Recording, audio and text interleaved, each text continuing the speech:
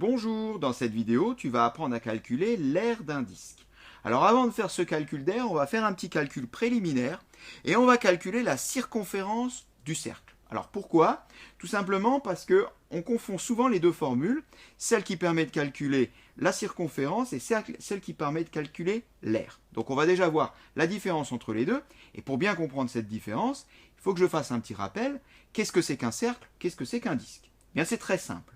Un cercle, c'est la ligne noire, c'est-à-dire juste cette ligne noire. Je pourrais passer la main dedans, normalement. Un disque, c'est la ligne noire plus tout ce qui est à l'intérieur. Donc je ne peux pas passer la main dedans. Le cercle, il est creux.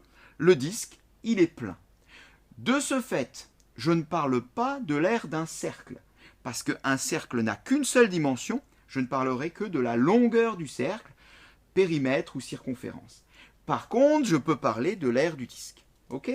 Alors, commençons donc déjà par calculer, comme c'est demandé, la circonférence de notre cercle, c'est-à-dire la longueur de la ligne noire, et juste ça.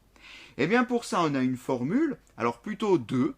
Je vais te rappeler les deux formules, tout dépend de celle que tu utilises.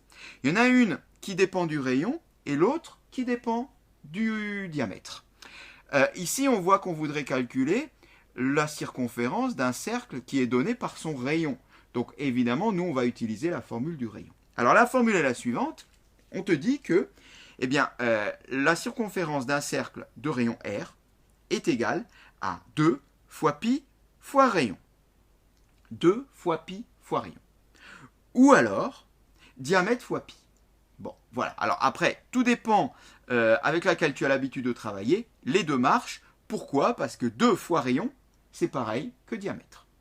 Bien, utilisons donc la première, celle qui nous dit que la circonférence, c'est 2 fois pi fois rayon, pour calculer donc cette circonférence-là.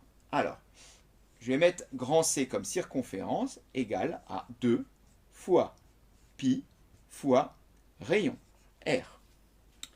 La formule est écrite. On remplace. Alors, 2, 2 reste 2. Pi. Alors, pi, c'est le fameux nombre un peu magique dont on donne en général une valeur approchée qui est de 3,14. Il faut savoir que pi, c'est ce qu'on appelle un nombre irrationnel. Il n'a rien de rationnel. En quelque sorte, on ne comprend pas tout, puisqu'il est composé d'une infinité de décimales qui se suivent sans suite logique. Et donc là, actuellement, au moment où je parle, il y a des ordinateurs qui sont en train de calculer des décimales très très éloignées de pi, mais on en est à plusieurs milliards de décimales.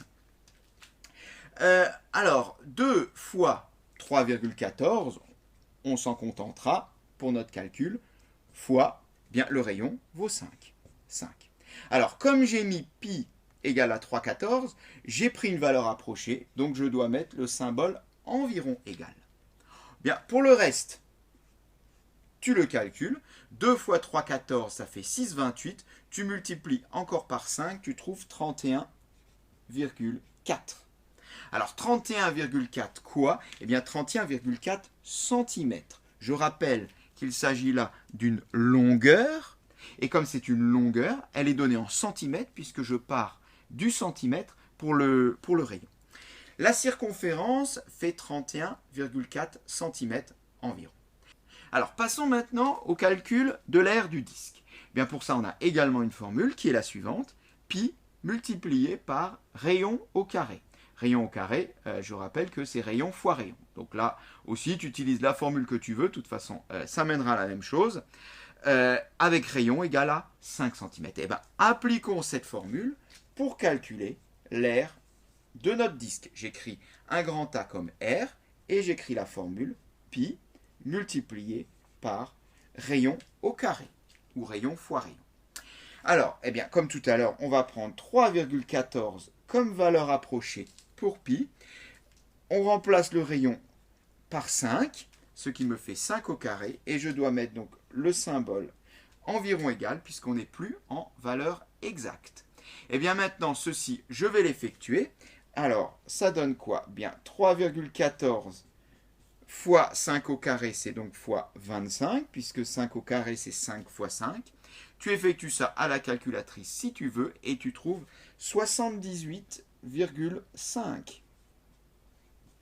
78,5 cm² cette fois-ci. Attention, on part ici en unité d'air. Pourquoi? Parce que j'ai multiplié un rayon par un rayon, rayon au carré, des centimètres par des centimètres, j'obtiens des centimètres carrés. 78,5 cm², eh bien c'est en gros un peu plus de 78 petits carrés de 1 cm sur 1 cm.